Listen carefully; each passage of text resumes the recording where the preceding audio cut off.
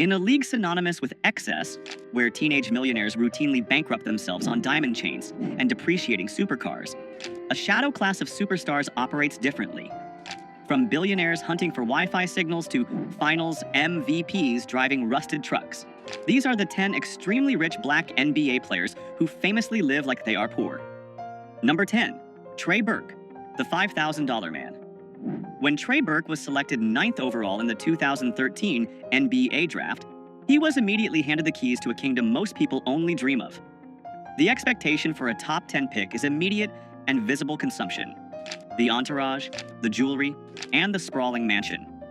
The statistics regarding broke former athletes are terrifying, with some estimates suggesting that 60% of NBA players face financial hardships within 5 years of retirement. Burke looked at those numbers and decided he would not become a statistic. Despite signing a rookie-scale contract that guaranteed him millions of dollars over his first few years, Burke instituted a financial lockdown that baffled his peers. He placed himself on a strict, non-negotiable allowance of $5,000 a month. To the average person, $5,000 is a healthy amount of money. But in the context of the NBA, where a single table at a nightclub can cost $10,000, Burke was essentially living on minimum wage relative to his income bracket. This $5,000 had to cover everything. It wasn't just fun money. It was his operating budget for food, gas, clothing, and daily essentials. If he wanted a new pair of designer shoes, he had to check his balance. If he wanted to treat friends to dinner, he had to calculate the cost. It was a self-imposed scarcity designed to simulate the real world while his actual millions sat in investment accounts, compounding untouched. Burke's philosophy was simple. If he could learn to be happy and functional on a budget that didn't require an NBA salary, he would never be beholden to the game. While other rookies from the class of 2013 were leasing fleets of cars and burning through their signing bonuses, Burke was building a financial runway. He understood that the hardest position to play in professional sports isn't point guard. It is the role of the disciplined man who says no to the lifestyle the world expects him to live. Number 9. Grant Hill. The old money mindset. Grant Hill entered the NBA in the 1990s not just as a player, but as a brand. Dubbed the next Michael Jordan, he had the massive Fila endorsement deal, the Detroit Pistons contract, and the global fame. By all accounts, Hill should have been the poster child for 90s extravagance. However, Hill came from a unique background that inoculated him against the new money virus. Hill understood the difference between being rich and being wealthy. Rich is the player who signs the check. Wealthy is the person who owns the team. To bridge that gap, Hill operated with a level of financial discipline that was almost militant. When he signed his first multi-million-dollar contract, he didn't head to the Ferrari dealership. He headed to a meeting with his parents. Together, they established a budget that treated his massive NBA income as if it didn't exist. His spending money was capped strictly, creating a firewall between his lifestyle and his principal capital. Hill drove modest vehicles and famously avoided the heavy gold chains and flashy jewelry that dominated the aesthetic of 90s basketball. He viewed these items not as status symbols, but as leaks in his financial ship. This wasn't just about saving for a rainy day. It was about capital allocation. Hill treated his NBA career as a high-yield funding round for his second career. Because he lived below his means for 2 decades, he was able to transition seamlessly into the business world upon retirement. Today, Grant Hill is not just a former player. He is a partial owner of the Atlanta Hawks and a broadcasting mogul. His net worth is estimated at over $250 million. He didn't live like he was poor because he had to. He lived that way so he could eventually sit in the owner's box of the league that used to employ him. Number 8. Andre Iguodala, the Silicon Valley monk. Andre Iguodala is perhaps the most sophisticated financial mind to ever play in the NBA. During his tenure with the Golden State Warriors, he found himself physically located in the heart of global wealth creation, the San Francisco Bay Area.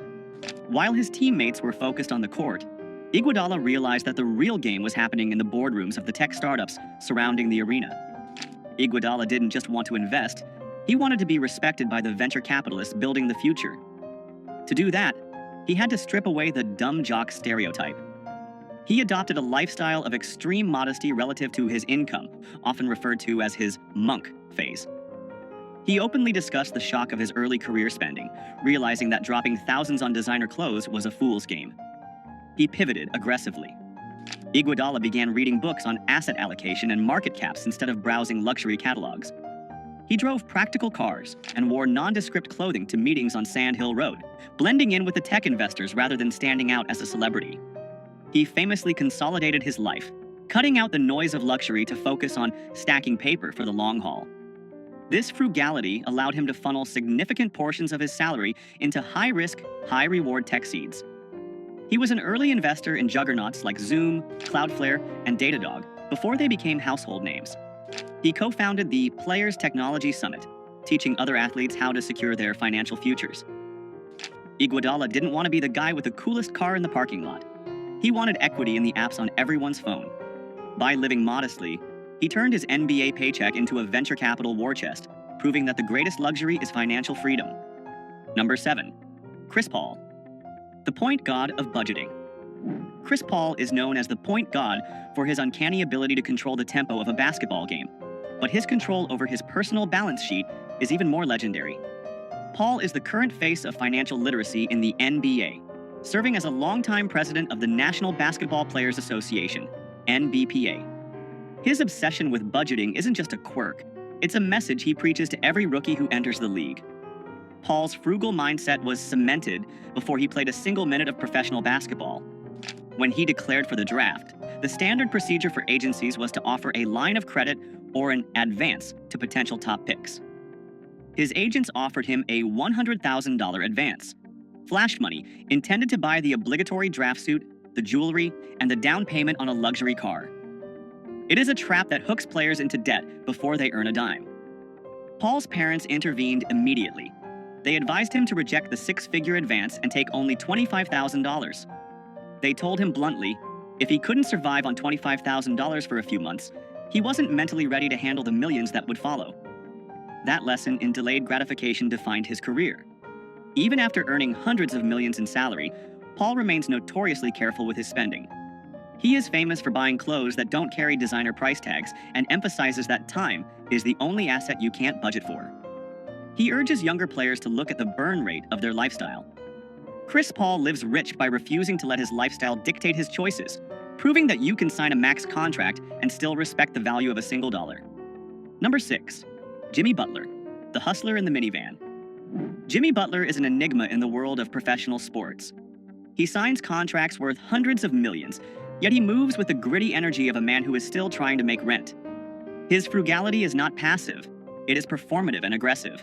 Butler is famous for his disdain for the stupid tax, the extra money celebrities pay just to look important. For years, stories circulated about Butler driving a Toyota Sienna minivan. This wasn't because he couldn't afford a Bugatti.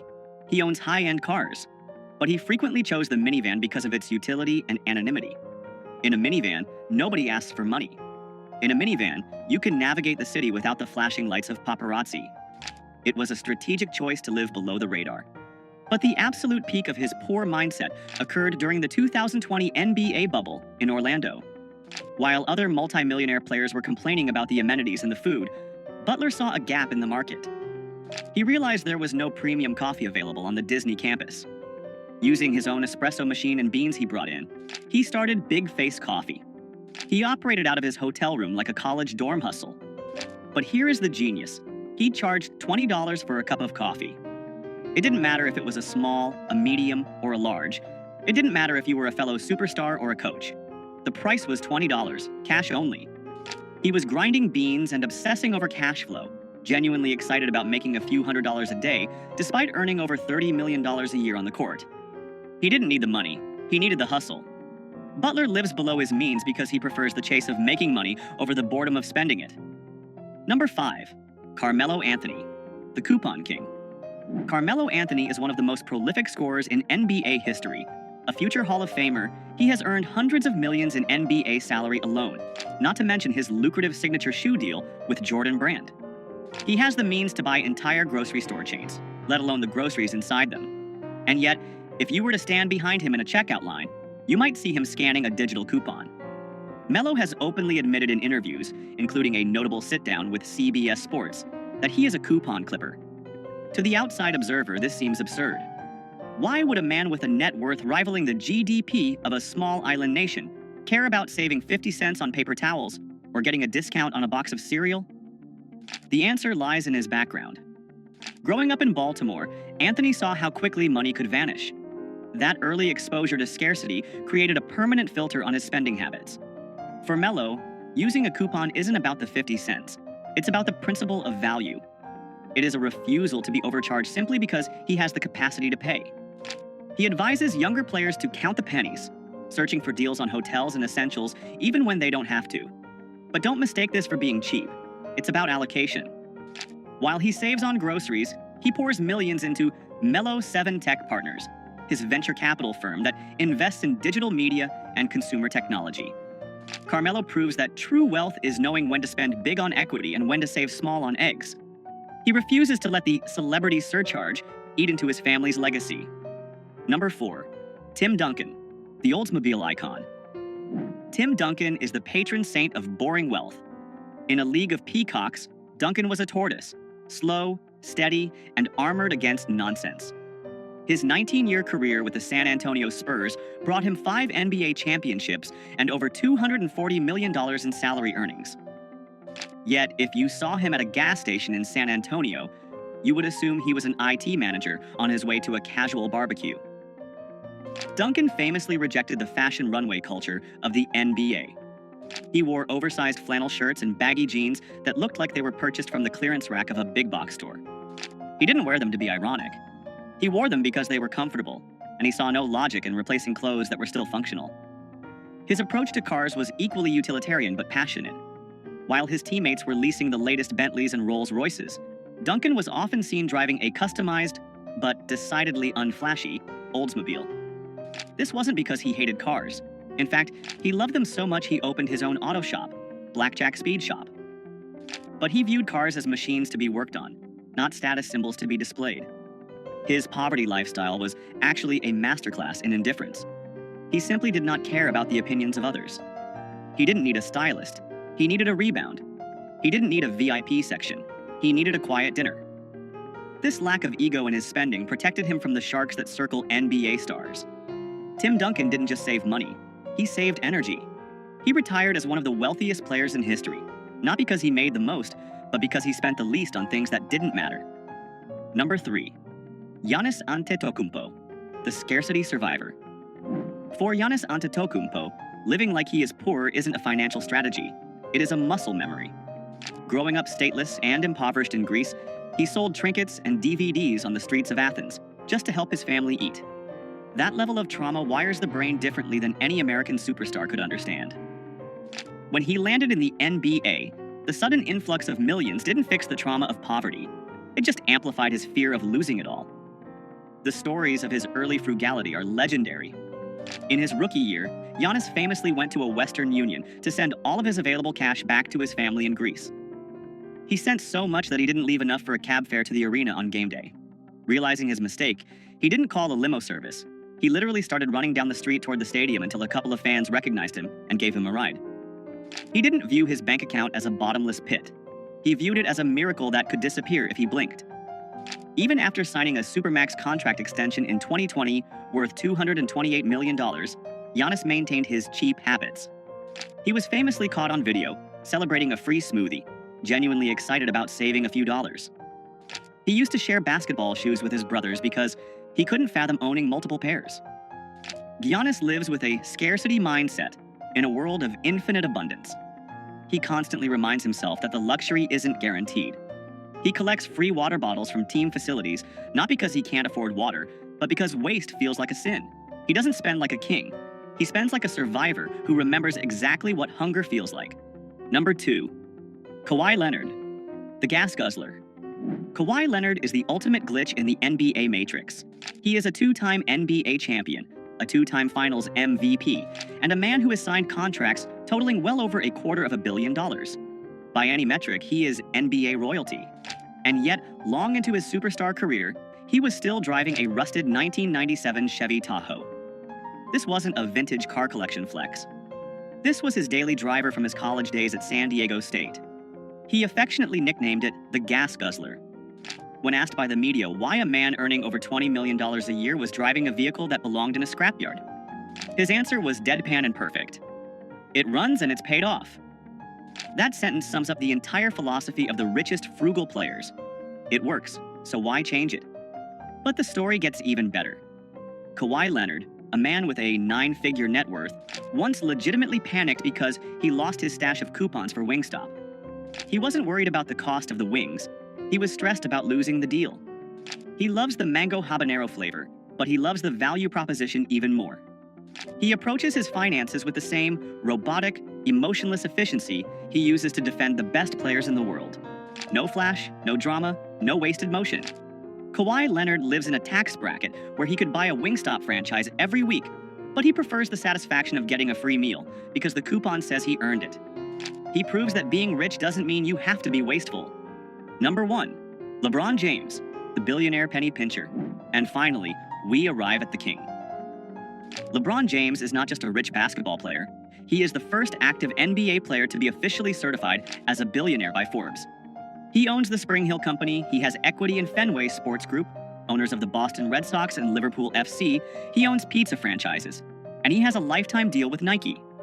His empire is vast, his reach is global, and his wallet is practically bottomless. And yet, he is arguably the cheapest player in the history of the league when it comes to small expenses. This isn't a rumor, it is a locker room fact confirmed by his best friend, Dwyane Wade. LeBron James, the man who could buy a streaming service outright, refuses to pay $4.99 a month for ad-free Pandora. He listens to commercials. He sits in the gym, lifting weights, waiting for a 30-second ad to finish rather than spending $5. But it goes deeper. LeBron famously refuses to turn on data roaming on his phone when he travels internationally. If there is no Wi-Fi, the king goes dark.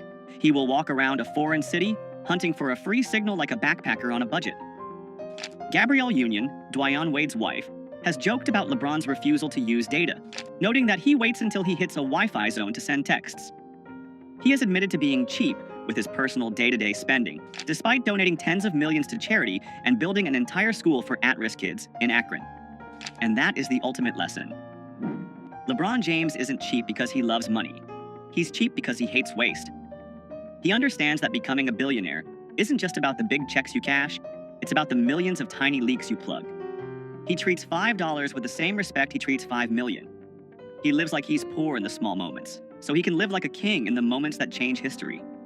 From Kawhi Leonard's rusted Tahoe to LeBron James's relentless battle against data roaming charges, these players prove that true wealth isn't about what you spend, it's about what you keep.